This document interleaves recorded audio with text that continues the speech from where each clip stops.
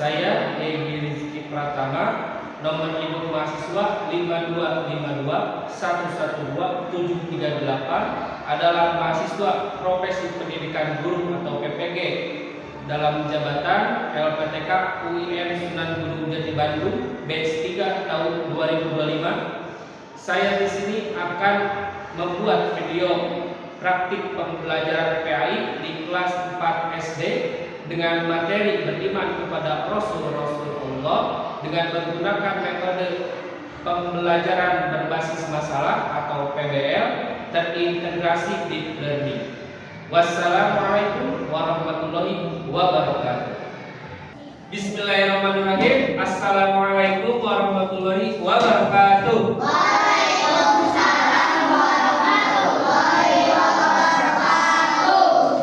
Bagaimana kabarnya anak-anak? Baik. Alhamdulillah, kalau semuanya baik, sehat? Sehat. Oke, Bapak cek dulu ya.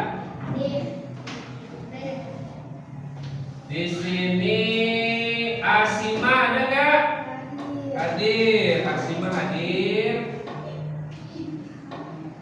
Abkori?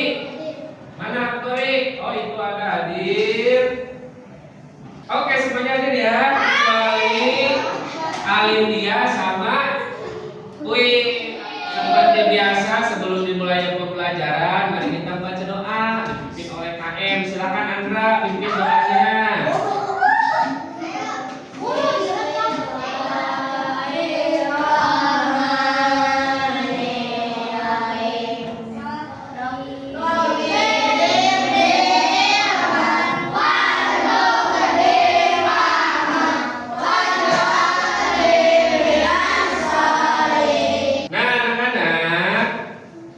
Pembiasaan kali ini seperti biasa kita membacakan surat-surat pendek. Kemarin kita sudah membaca surat At-Takasur, sekarang berarti kita membaca surat Al-Qari'ah.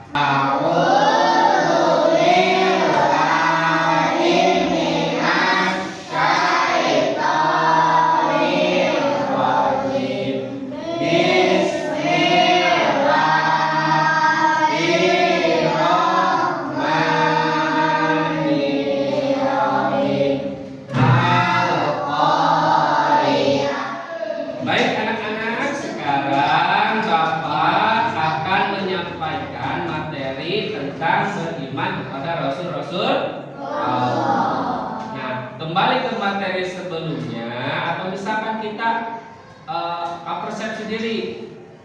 Kalau kita ditanya siapa tokoh idola kita? Muhammad. Misalkan siapa tokoh idola kita? Kata Rafaijan, Nabi Muhammad SAW. Kenapa dijadikan tokoh idola? Karena idola. Siapa yang mau menyampaikan pendapatnya kenapa Nabi Muhammad dijadikan sebagai idola? Karena Rasul kita. Kenapa? Karena Nabi Muhammad memiliki sifat yang baik, sabar, kasih sayang, sangat menjadi suri tauladan bagi kita semuanya. Nah, bagus. Di sini materi tentang beriman kepada Rasul, Bapak akan menyampaikan dulu tujuan pembelajaran. Kenapa kalian belajar tentang materi ini? Apa tujuannya? Apa manfaatnya bagi kita? Nah, di sini kalian bisa lihat yang pertama menjelaskan makna iman kepada Rasul. Jadi di balik materi ini kita atau misalkan Bapak akan menyampaikan iman itu apa sih? Makna iman kepada Rasul itu seperti apa sih? Yang kedua menyebutkan sifat wajib dan mustahil bagi Rasul. Oke, sekarang masuk ke materinya, yaitu yang pertama makna iman kepada Rasul.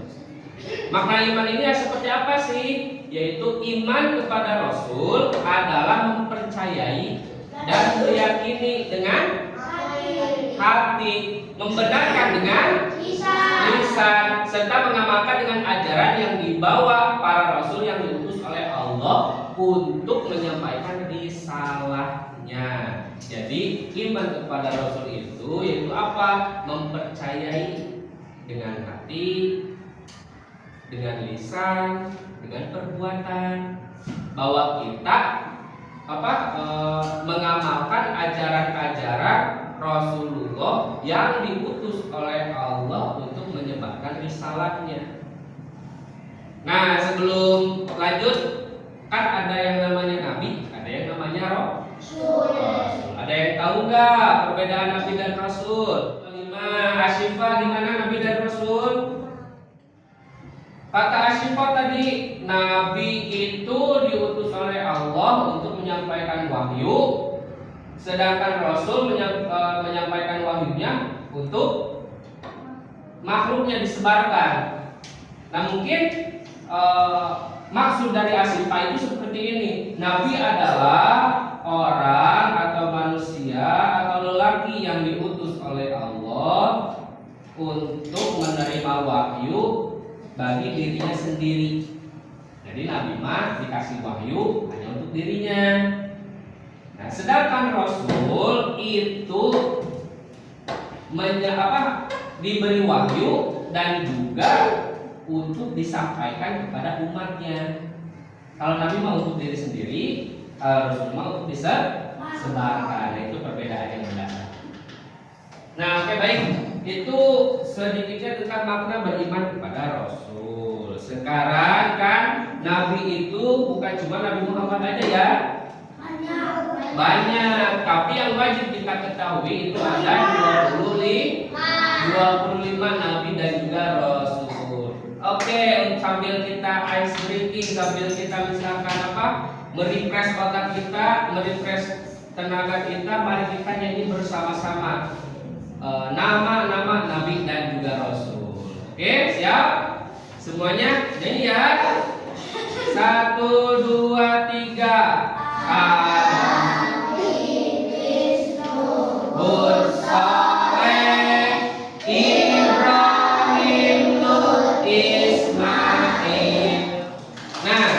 Sekarang dilanjut yaitu berkenaan dengan sifat-sifat Nabi dan juga Rasul. Sifat apa aja? Yaitu ada yang sifat wajib dan juga sifat mustahil. Sifat wajib ada berapa? Ada 4. Sifat mustahil ada berapa? Ada 4 juga. Kebalikan 4 dan juga 4. Nah, di sini sifat wajib itu yang pertama ada yang namanya sidik. Arti sidik apa? Jujur. Yang kedua ada yang namanya amanah. Yang artinya apa?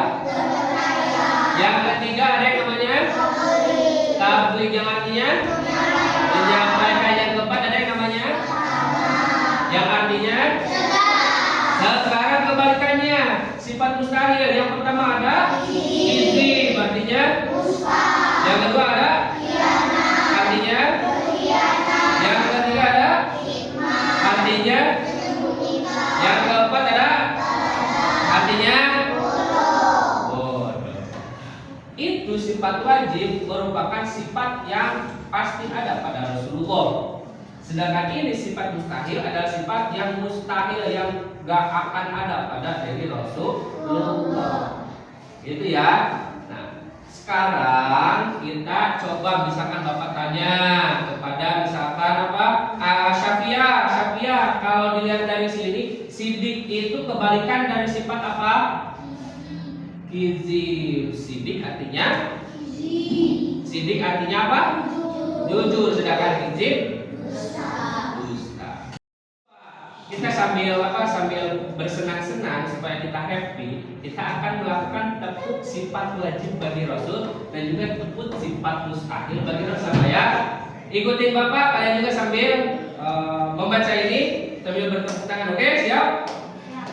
1, 2, 3. Tepuk sifat wajib bagi Rasul. Sidik, jujur, tabligh, menyampaikan, amanah, terpercaya, fatonah, cerdas. Tepuk sifat mustahil bagi Rasul. Kizib, dusta, kitman, menyembunyikan, khianat, berkhianat.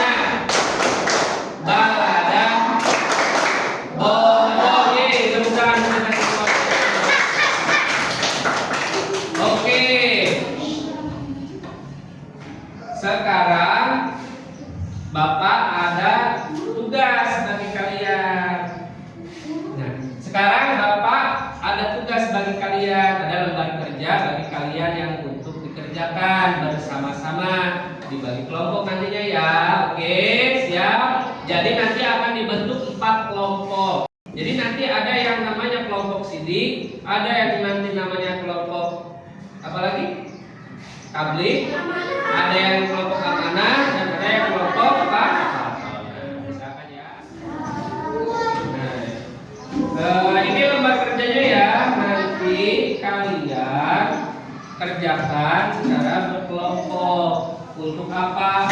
Untuk nanti presentasi ke depan. Oke? Baru nanti. Ini kelompok sidik ya. Kelompok sidik kerjakan ya. Ini nanti buat dulunya. Ini kelompok amanah. Oke, kelompok amanah. Ini rumah kerjanya. Nanti untuk presentasinya ya. Ini kelompok apa? Fatona. Dia presentasinya. Ini kasih nama aja ya. Kelompok Fatona. Ini kelompok tablik di sini. Rumah kerjanya yang buat presentasi, dibuat namain aja. Namain ya. Tuliskan identitas kalian, identitas kelompok kalian, tuliskan nama kelas dan juga isi hasil diskusi kalian di lembar. Ya. Ya, salah satu aja. Untuk di sini misalkan kelompok sidik. Nama kelasnya.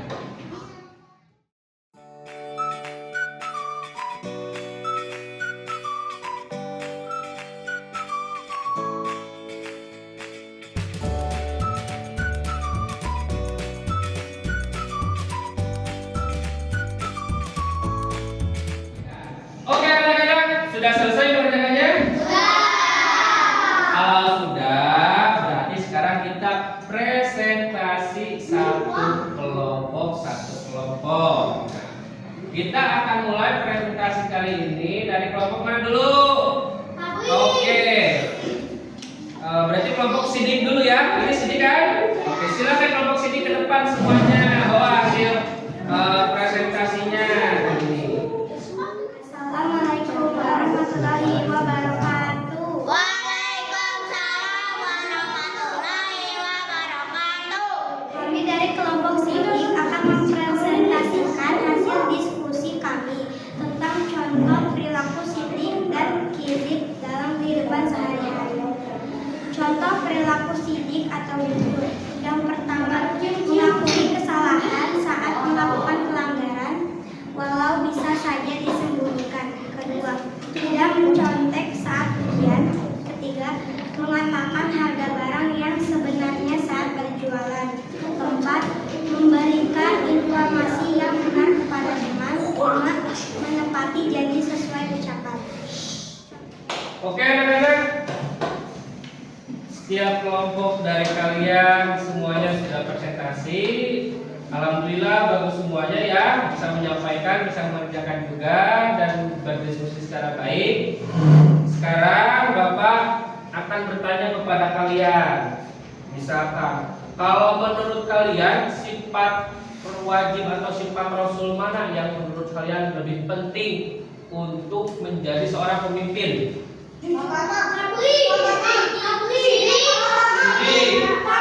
Nah, misalkan Bapak mau tanya kepada Furqon, kenapa Furqon Fatona? Jadi kalau bertanya kepada kalian pasti jawabannya beragam. Ada yang bilang Fatona, ada yang bilang sidik, ada yang bilang tablik, dan ada yang bilang yang lainnya.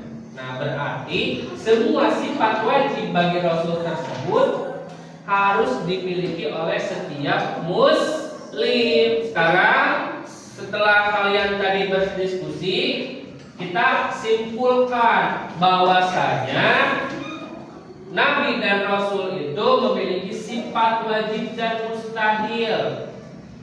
Nah, sifat wajibnya ada berapa? 4. Sifat mustahilnya? 4. Coba sifat wajib 4 apa aja? Sidik, amanah, tablik, fatona. Jadi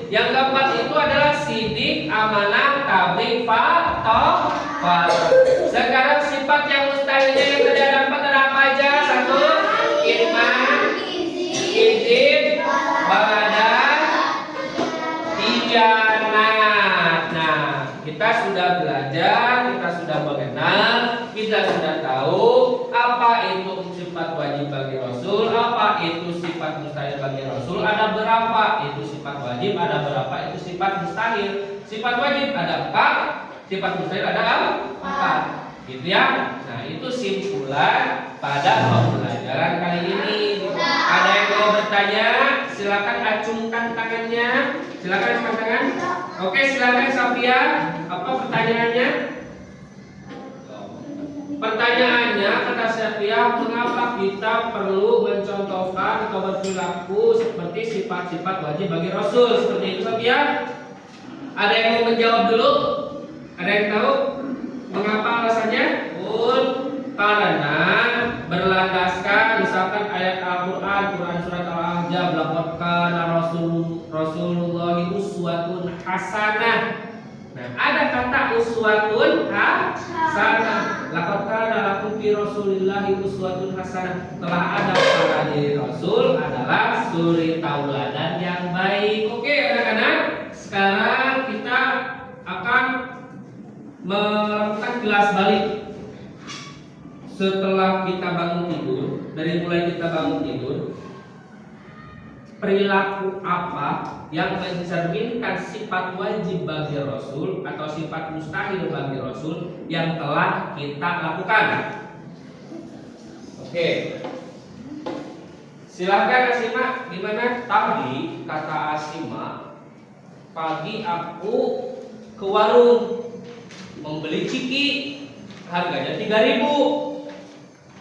Uang Asima itu 5.000. Ketika dikasih uangnya ke tukang warung, dikembaliannya harusnya berapa? 2.000. Tapi Asima malah dikasihnya 3.000. Nah, kata Asima, tapi Pak, aku kembaliin lagi 1.000 ke tukang warungnya. Jadi aku ngambilnya 2.000. Apakah itu jujur? Jujur. Jujur. Apakah itu mencerminkan sifat wajib bagi Rasul? Iya. Oke, anak-anak, pelajaran kali ini alhamdulillah telah selesai. Materinya kali tentang sifat wajib dan mustahil bagi Rasul, beriman kepada Rasul. Tadi sudah berdiskusi juga, sudah tanya jawab juga, dan sudah menyampaikan argumentasinya juga. Nah, maka dari itu pembelajaran kali ini Bapak tutup dengan ucapan hamdalah bersama-sama. Alhamdulillahirabbil alamin. Dan juga ditutup oleh doa yang dipimpin oleh Rafaijan. Silakan Rafaijan pimpin doa.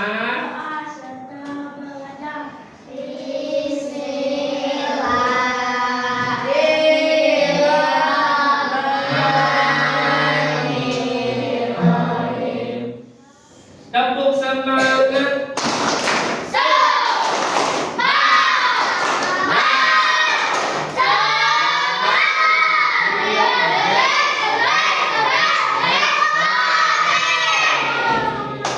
Wassalamualaikum warahmatullahi wabarakatuh.